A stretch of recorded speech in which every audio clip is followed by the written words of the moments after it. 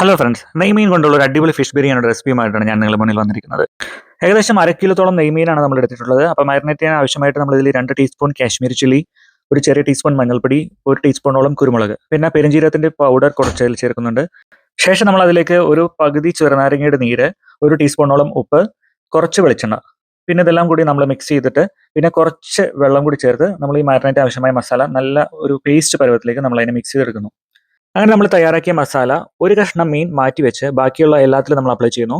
Fish ബിരിയാണിയുടെ മസാല തയ്യാറാക്കാനായി നമുക്ക് ആവശ്യം വേണ്ടത് ഒരു 6ഓളം ചെറുള്ളി, 4 പച്ചമുളക്, ചെറിയ കഷ്ണം ഇഞ്ചി, പിന്നെ മീഡിയം സൈസുള്ള 3 സവാള നമ്മൾ അരിഞ്ഞെടുത്തിട്ടുണ്ട്, പിന്നെ 2 ചെറിയ തക്കാളി, കുറച്ച് മല്ലിയില. മസാല തയ്യാറാക്കാനായി നമ്മൾ നേരത്തെ കട്ട് ചെയ്ത് വെച്ച സവാള നമ്മൾ ഫ്രൈ ചെയ്തെടുക്കുന്നു. ഒപ്പം വെളുത്തുള്ളി, പച്ചമുളക്, ഇഞ്ചി അതെല്ലാം നമ്മൾ ക്രഷ് ചെയ്ത് മാറ്റി വയ്ക്കുന്നു. അതിനുശേഷം നമ്മൾ മാരിനേറ്റ് ചെയ്ത ഫിഷ് ഫ്രൈ ചെയ്തെടുത്ത് അതും നമ്മൾ മാറ്റിയെടുത്ത് വയ്ക്കുന്നു.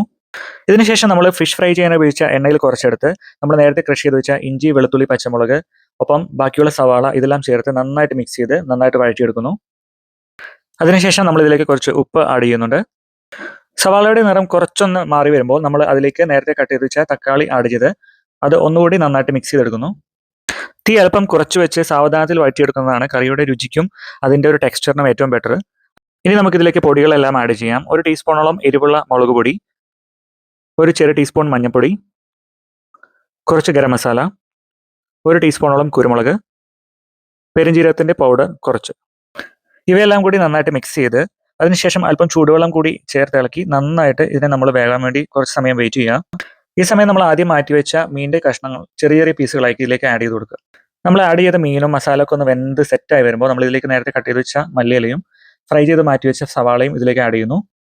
ഒപ്പം തന്നെ ഇതിലേക്ക് ഒരു പകുതി ചെറുനാരങ്ങയുടെ നീര്, 1 ടേബിൾ സ്പൂണോളം പുളിയില്ലാത്ത തൈര് ഇതെല്ലാം ചേർത്ത് ഈ മസാല ഒന്നുകൂടി നന്നായിട്ട് മിക്സ് ചെയ്തിട്ട് നമ്മൾ വേഗം വെക്കുന്നു.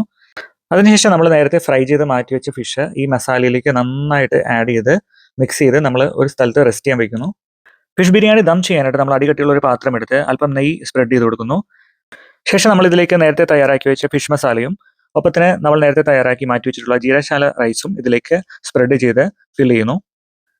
കട്ട് ചെയ്ത് മാറ്റിവെച്ച മല്ലിയിലയും പുതിനയും ഒപ്പം തന്നെ നമ്മൾ നേരത്തെ ഫ്രൈ ചെയ്ത് മാറ്റിവെച്ച സവാളയും കുറച്ച് കാഷ്യൂവും ഇട്ട് നമ്മൾ ദമ്മ് സെറ്റ് ചെയ്യുന്നു.